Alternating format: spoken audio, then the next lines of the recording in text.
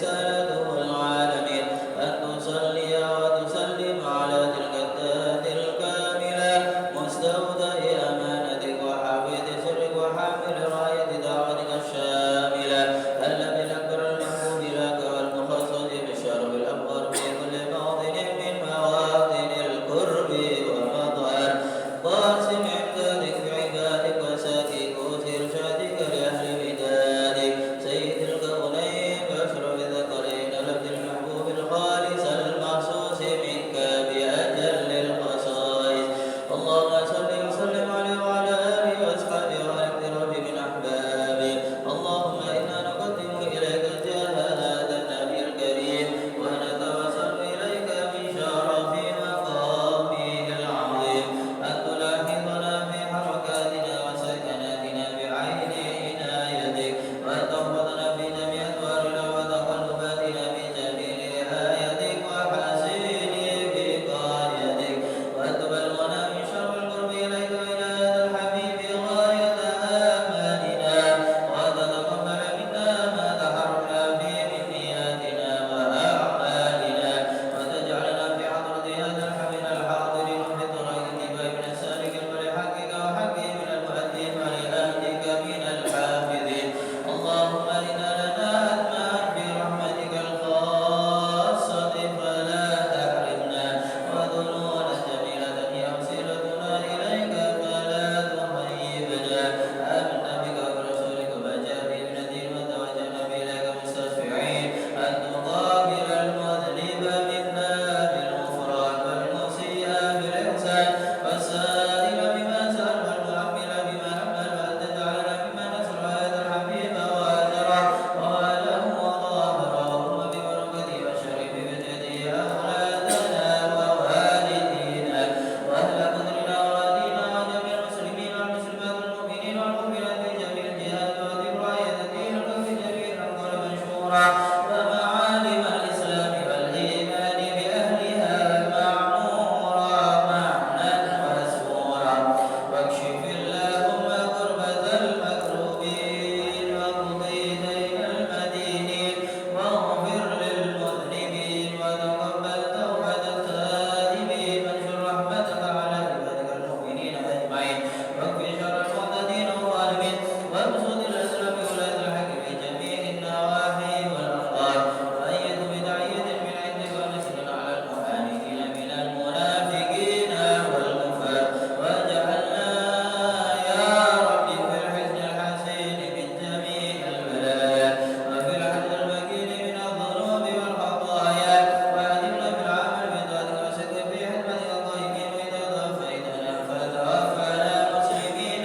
مؤمنين واختم لنا منك بخير أجمعين وصل وسلم على هذا الحبيب المحبوب للأجسام والأرواح والقلوب وعلى آله وصحبه ومن إليه منسوب وآخر دعوانا أن الحمد لله رب العالمين بفضل سبحان ربك رب العزة عما يصفون وسلام على المرسلين والحمد لله رب العالمين.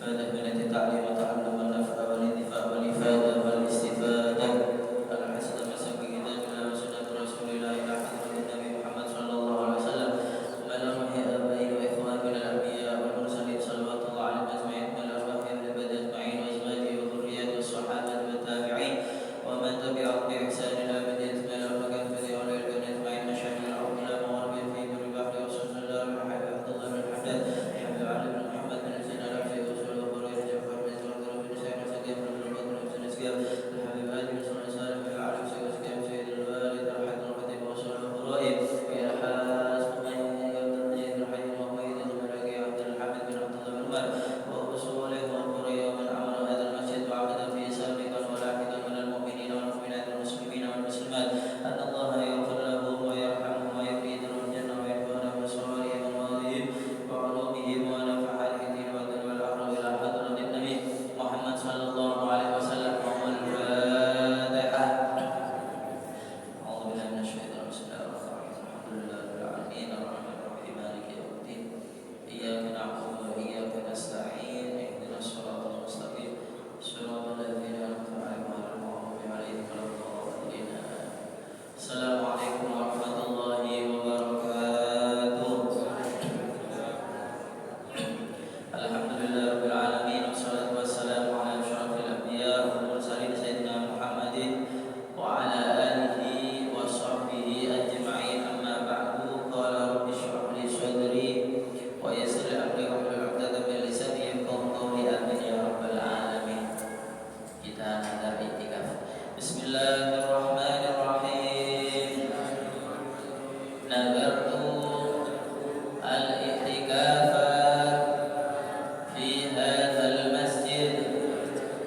ma dumtu fihi. Kita niat iktikaf nazar. Bismillahirrahmanirrahim. Nawaitu al-i'tikafa fi hadzal masjid ma dumtu fihi fardhan lillahi ta'ala. Bismillahirrahmanirrahim. Faslun syurutu man tajibu alaihi shaumu Ramadan. Al-aqlu wal bulughu wal islam wal itaqah. Wa yukmalu as-sabiyyu bihi li sab'in wa yudrabu ala tarkihi li asrin in aqaqahu. Kita masih membahas tentang yang ada hubungannya dengan Ramadan, ya. Karena sebentar lagi kita masuk ada di bulan Ramadan, dan insya Allah pengajian Ahad ini yang terakhir di bulan Syaban. Di bulan Ramadan akan ada pengajian setiap hari Jumat, sore itu. Setiap hari Jumat sore, insya Allah jam 4:30 dimulai dengan maulid dan diteruskan dengan pengajian. Oleh karena itu semoga kita semuanya diberikan sehat walafiat, diberikan panjang umur oleh Allah Subhanahu wa taala. Sisa bulan Ramadan ini diberkahi oleh Allah Subhanahu wa taala. Disampaikan ada di bulan Ramadan semangat ibadah, semangat taat kepada Allah Subhanahu wa taala, dan di awal bulan Ramadan kita mendapatkan pandangan dari Allah Subhanahu wa taala. Di awal Ramadan jenengan gunakan dengan sebaik-baiknya. Karena pada hadis ketika seseorang tadi awal Ramadan dia gunakan dengan sebaik-baiknya, kemudian dia mendapatkan pandangan dari Allah Subhanahu wa taala, maka insya Allah orang tadi akan selamat seterusnya. Dan itu dilihat ada di awal Ramadan. Oleh karena itu awal Ramadan sampai niat yang bagus, kalau bisa sholat berjamaah maghrib, berjamaah isya, setelah itu terawih bareng-bareng, maka insya Allah di situ kita akan mendapatkan pandangan dari Allah Subhanahu wa taala. Faslun syurutu man tajibu alaihi shaumu Ramadan. Syarat-syarat orang yang wajib melaksanakan puasa Ramadan. Ya, siapa saja yang wajib berpuasa Ramadan? Yang pertama al-aqlu, yaitu orang yang berakal sehat. Orang yang berakal sehat. Ketika akalnya nggak sehat berarti nggak wajib. Harus syaratnya berakal sehat. Kalau orang gila nggak wajib puasa. Orang yang wajib gila nggak wajib puasa. Kemudian yang kedua wal bulu, yaitu orang yang sudah balik. Orang yang sudah balik wajib puasa.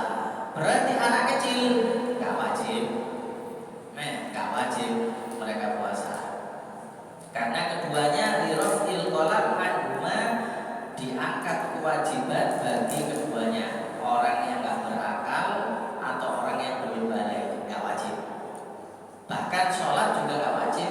Orang gila misalnya sampai ngomong sholat, yo sing ngongkot sing beresnya, oh gila sholat kok, ini sing ngongkot sing beres bisa berarti ya, sing ngongkot beres. Jadi orang gila nggak wajib puasa, nggak wajib sholat. Berarti bisa masuk surga otomatis, nggak punya dosa. Kalau gila asli ya, bukan dibuat-buat. Kemudian anak kecil juga nggak wajib sholat, nggak wajib puasa. Ketika meninggal dunia masuk surga, berarti nggak punya dosa. Berarti nggak punya dosa. Anak kecil masih umur 2 tahun, 3 tahun meninggal dunia masuk surga sudah. Karena dia nggak punya dosa, nggak punya dosa, nggak ada kewajiban bagi orang tadi itu.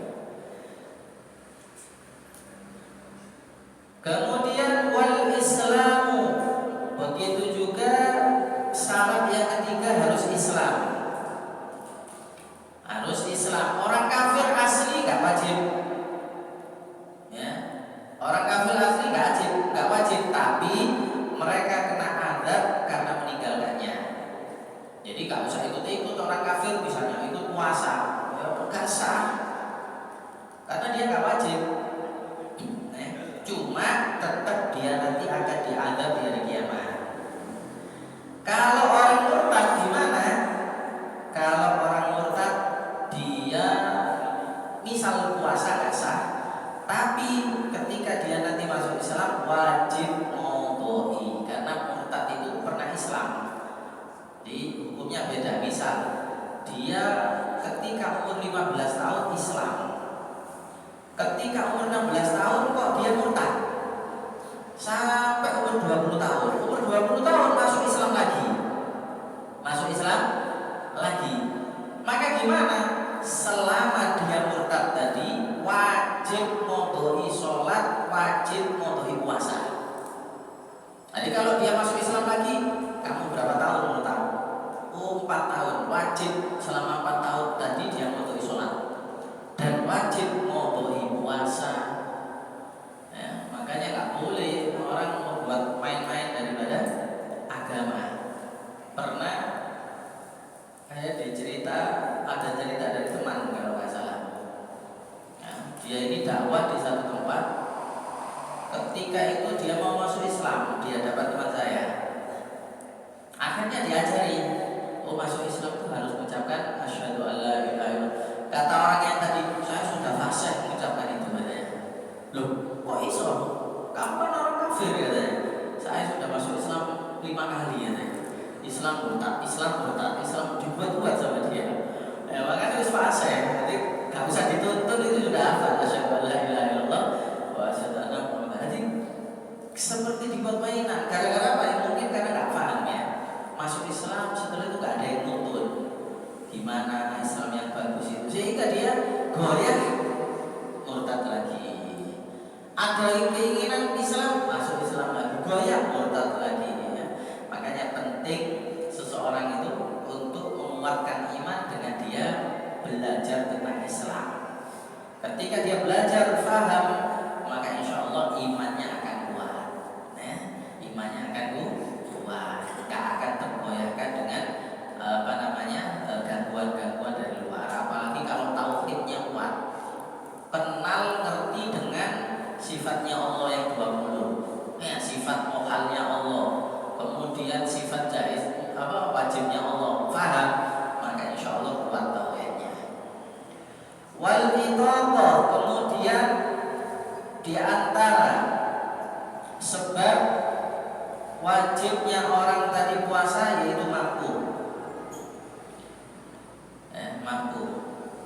Misalnya seseorang tadi nggak mampu karena sakit atau karena tua, umur dia 90 tahun.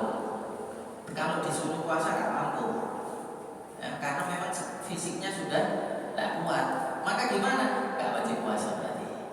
Nggak apa-apa nggak puasa, nggak usah dipaksa ya.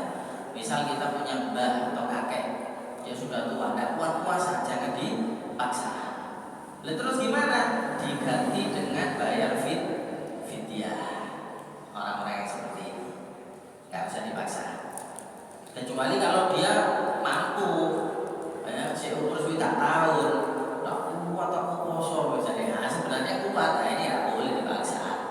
Kalau sudah benar-benar nggak kuat, ya, kalau dipaksa puasa dia tambah sakit nanti karena memang sudah tua, maka nggak apa-apa. Atau itoko di sini mampu di sini orang yang tidak sakit. Ketika sakit nggak mampu puasa nggak apa-apa. Atau itoko di sini yaitu orang yang suci, perempuan. Berarti kalau orang haid berarti termasuk bukan itoko, nggak mampu dia karena memang nggak boleh puasa.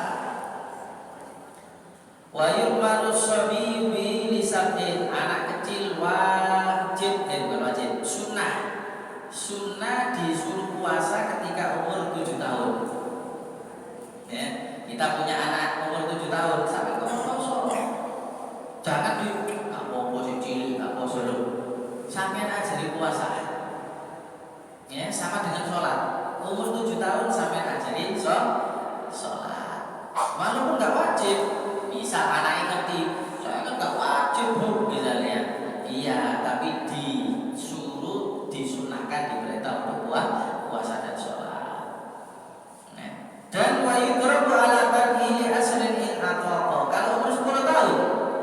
Dia mampu sholat, mampu puasa, kok tidak puasa, tidak sholat, boleh kita mukul. Tapi mukul untuk mendidik, ya, bukan mukul menghajar, tapi mukul untuk mendidik. Ya. Jadi Islam itu mengajarkan, kenapa sih kok mulai kecil harus dididik dengan ibadah supaya terbiasa kalau besar ibadah itu akan menjadi ringan. Kalau sampai mendidiknya wis gede baru dididik sulit, berat. Sudah balik baru disuruh sholat. Mulai kecil nggak pernah nyuruh sholat anaknya, nanti bisa nggak sholat nanti. Berat nanti untuk sholat. Wa inna lakabiratun illa alal khashiin. Berat sholat itu kalau orang nggak mendapatkan ampunan dari Allah.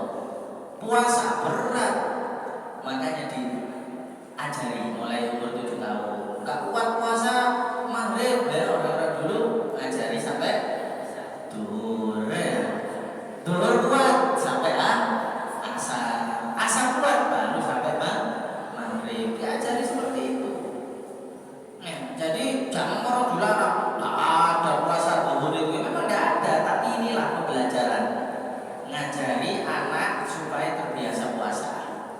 Kalau sudah terpuasa enak nanti orang tuanya. Maka dikatakan man adaba ibnahu shaghiran aqarrat bi ainuhu kabira.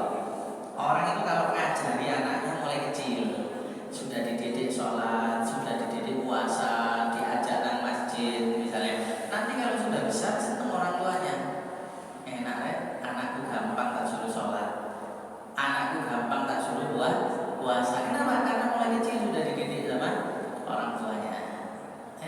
Tapi kalau mulai kecil nggak dididik, besar suruh langsung poso. Wis saiki kon balik poso.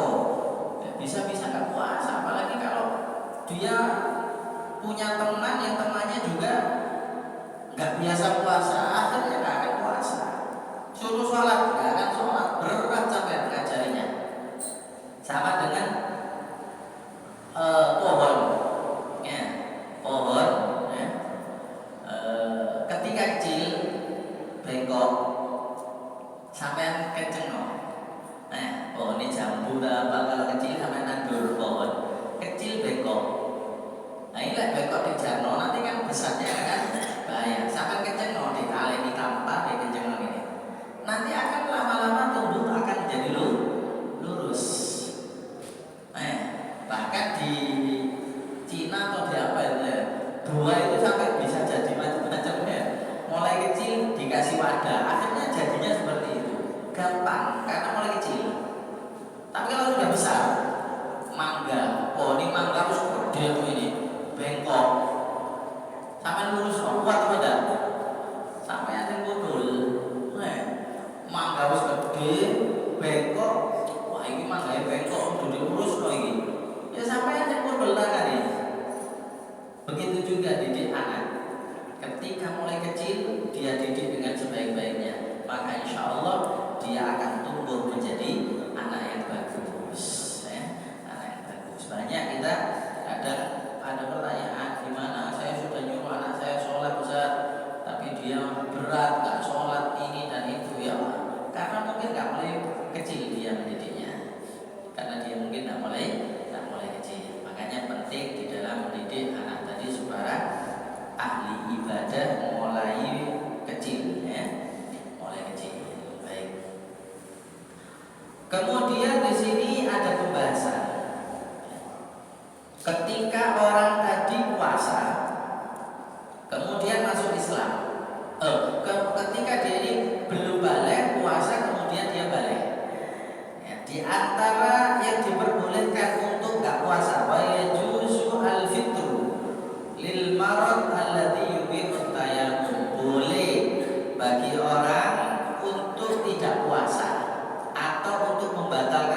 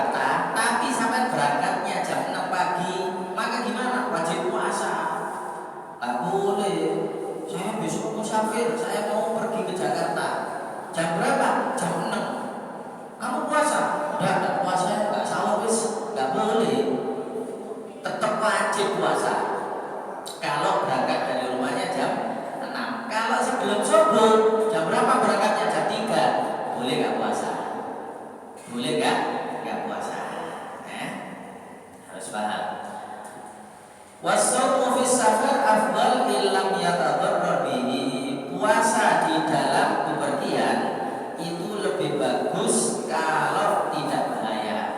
Jadi kalau memang kuat lebih baik puasa walaupun sampai ini bepergian. Ya. Wa idza balagha as-sabi aw qadima musafir aw safiyal marid atau sufiyal marid wa hum shaimun haruma al-fitru.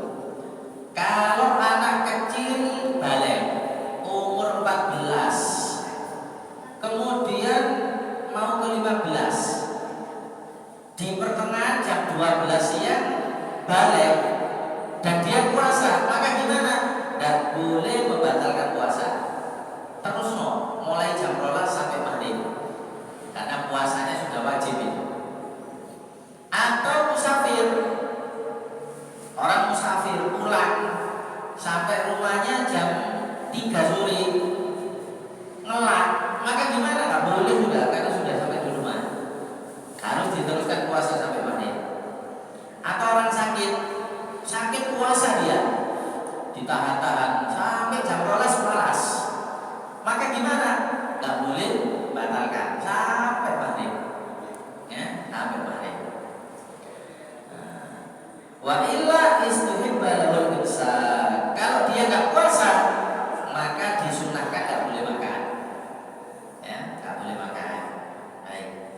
Wa kullu man afṭara li udrin aw ghairihi wajaba 'alaihi qada' ba'da tamakkun illa as-sabi wal majnun wal kafir.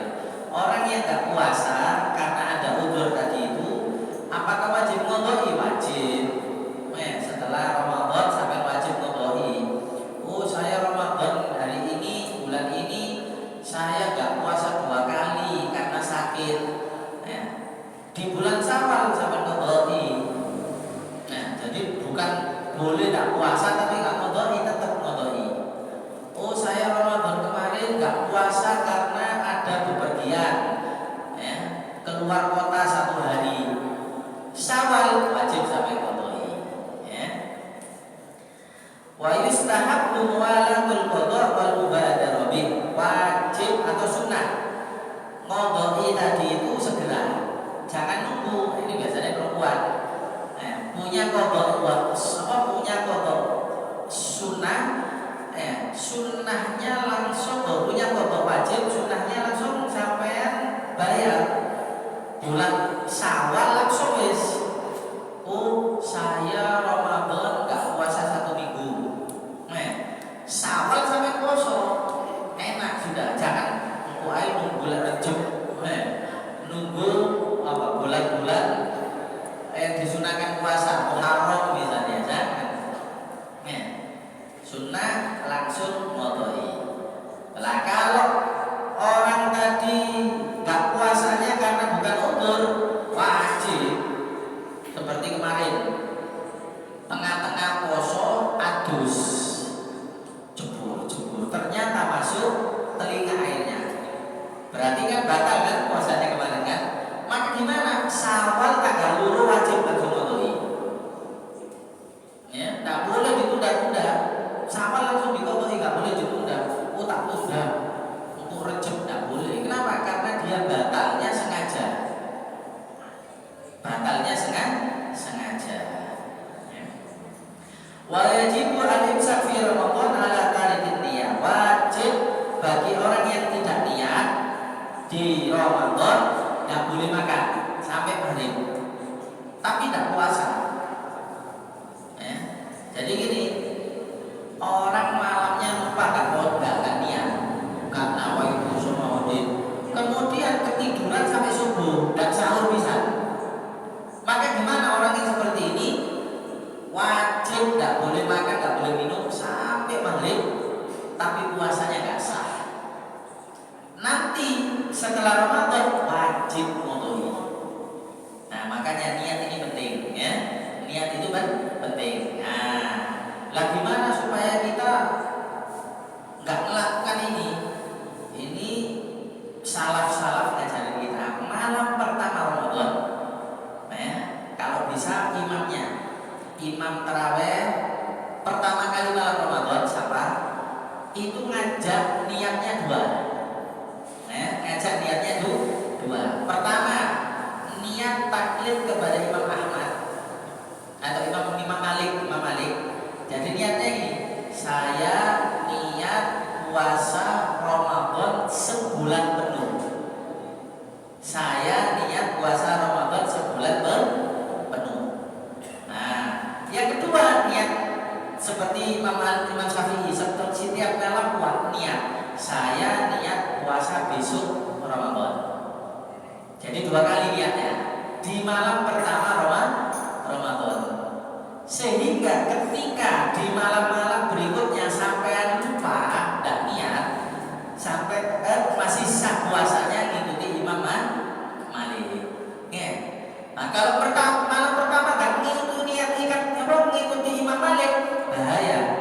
Sampai misalnya lupa, tidak terawih, keturun sampai subuh, tidak sahur, tidak niat, maka sampean puasanya nggak sah, tapi nggak boleh makan, nggak boleh minum sampai maghrib. Nanti setelah Ramadan wajib qadai. Nah, makanya kalau bisa setiap imam-imamnya di masjid, di musola, kalau dia jadi imam di malam pertama bulan Ramadan, sampean ajak ya jamaahnya niat 2. Yang pertama niat taklid kepada Imam Malik, saya niat puasa Ramadan sebulan penuh. Sehingga gak usah niat mana gak apa-apa kata Imam Malik. Karena apa? Karena 1 bulan itu sudah dia niati, sama dengan sholat. Sampai waktu sholat, usolli fardhu dhuhri arba'an, Allahu akbar. Rakaat pertama kan niatnya, rakaat kedua gak usah niat, ketiga keempat gak usah niat. Jadi hampir seperti itu. Ramadan pertama sudah niat, kedua, ketiga, keempat sampai terakhir gak usah niat. Imam Malik. Kalau Imam Syafi'i wajib tiap malam harus niat. Makanya niatnya 2. Ya. Nah, nanti insya Allah tak saya di grup. Jadi biar buat imam-imam yang biasanya imam di musola, di masjid atau yang lain sampai aja. Ya. Nah, yang enggak ngikuti itu, ya sampai yang paham bisa ngajak kepada teman yang lain. Seakan, ya. Misal ada jamaah ibu-ibu sendiri, sampai pakai 2 niat tadi itu di malam pertama. Saya niat puasa Ramadan sebulan penuh. Yang kedua seperti Imam Syafi'i, saya niat puasa besok. Nama itu Somaudin ada ibadah sahur Ramadan di sana lillahi seperti biasanya. Ya. Jadi 2 niat. Yes. Itu diantara daripada syarat Ramadan dan seseorang yang dibolehkan untuk tidak berpuasa karena sebab-sebab tadi itu. Semoga kita semuanya diberikan kekuatan oleh Allah Subhanahu wa taala, diberikan ilmu manfaat sehingga bisa melaksanakan ibadah Ramadan dengan sebaik-baiknya.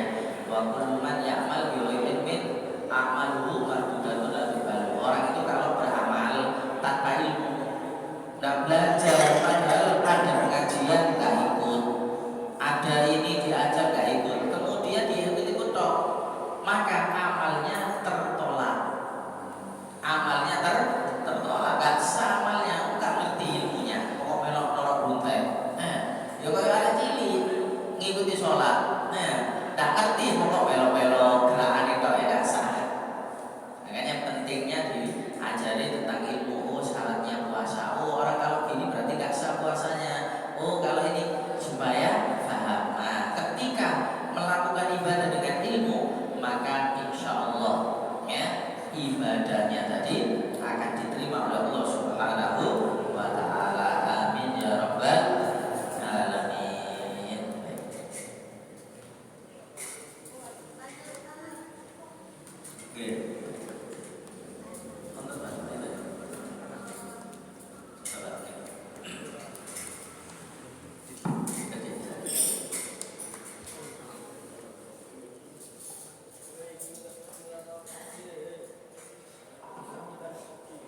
Assalamualaikum warahmatullahi wabarakatuh. Waalaikumsalam warahmatullahi wabarakatuh. Ustaz Rombana mengenai ibu yang menyusui ketika dia mau berpuasa ibunya kuat, tapi melihat kondisi anaknya kayaknya kalau ibunya puasa akan lemah.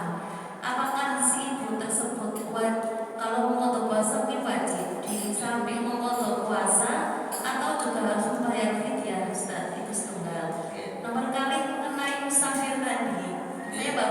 kalau musafir itu ketika kita perjalanan, kalau kita sebelum subuh baru boleh kita nggak puasa. nggak puasa. Kadang saya sering jadi musafir, alhamdulillah nggak pernah batal. Gimana kalau supir yang angkat itu, bis angkat itu, apakah dikategorikan musafir atau tidak, Ustaz? Yang setiap hari kerjanya nyupir antar kota, antar provinsi, otomatis kan jadi hukum musafir. Apakah itu juga wajib tidak puasa atau gimana, Ustaz? Terima kasih. Assalamualaikum warahmatullahi wabarakatuh. Waalaikumsalam warahmatullahi wabarakatuh. Yang pertama,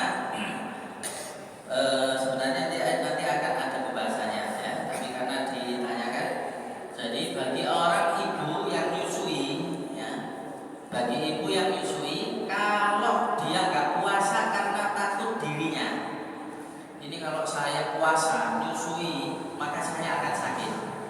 Karena orang nyusui itu butuh makan banyak ya. Kayak makan anak nyusu entek ya.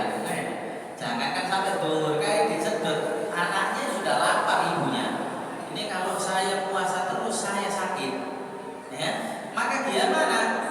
Maka kasus yang seperti ini wajib qodoi dan bayar fidyah. Ya, kalau takut pada dirinya. Yang kedua, takut pada dirinya. Ini kalau saya puasa saya sakit nyusui. Juga anak saya kalau saya puasa juga akan sakit karena susunya biasanya panas, air asinnya itu ya. Maka gimana? Yang kedua juga wajib ngoboi tapi nggak bayar fidyah. Karena apa?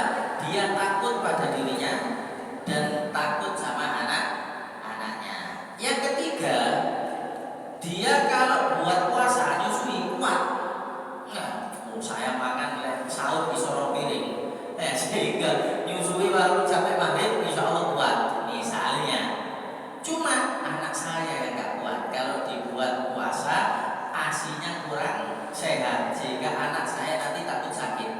Berarti dia takutnya karena anak, bukan karena dirinya. Nah, yang ketiga ini wajib ngoboi sama wajib bayar fidyah setiap 1 hari 1 mud. Setiap 1 hari satu. Baik. Kemudian musafir tadi itu ya. Jadi harus paham ya. Musafir yang diperbolehkan gak puasa, diperbolehkan gak sholat Jumat, itu musafir yang keluar dari rumahnya sebelum subuh. Kalau keluar dari rumahnya setelah subuh wajib puasa. Kalau keluar dari rumahnya setelah subuh wajib sholat Jumat.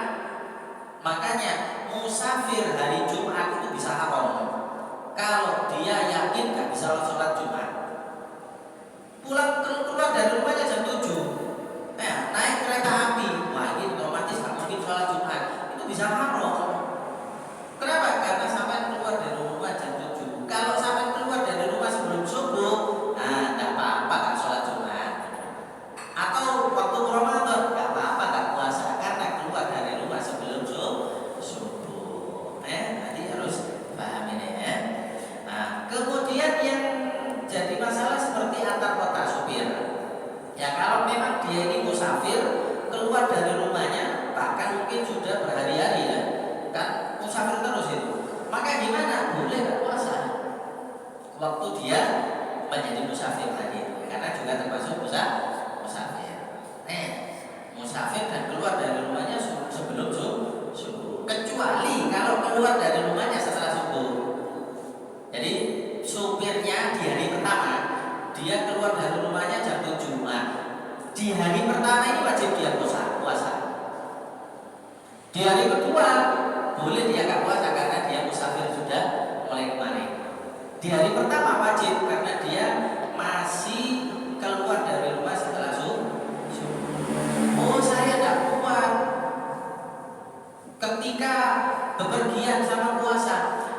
Urusan gak kuat itu boleh membatalkan puasa kalau nanti gak kuat. Jadi jangan langsung gak puasa, gitu loh. Sama halnya gini, misal petani misalnya ya. Kalau tapi ada yang kuat, petani dia ini kerjanya tani, mulai pagi sampai sore. Wah saya ini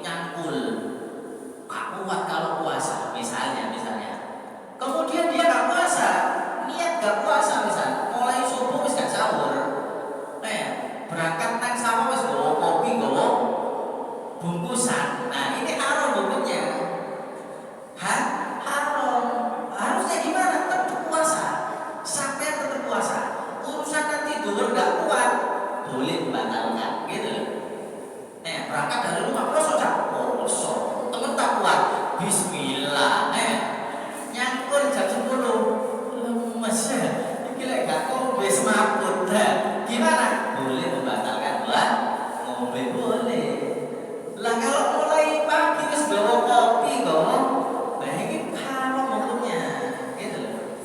Jadi ada perbedaannya ya dia wajib puasa dulu urusan nanti tidak kuat bisa semaput dan lainnya boleh membatalkan puasa ya boleh membatalkan puasa yang boleh gak puasa mulai awal yaitu musafir yang dia keluar dari rumahnya sebelum subuh.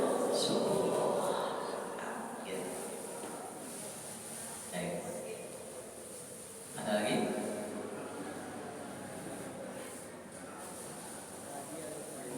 Sampun ya? Oke. Yes. Insyaallah kita bertemu ada di bulan Ramadan setiap hari Jumat ya, setiap hari Jumat sore mulai setengah 5 insyaallah kita mulai sampai maghrib ya.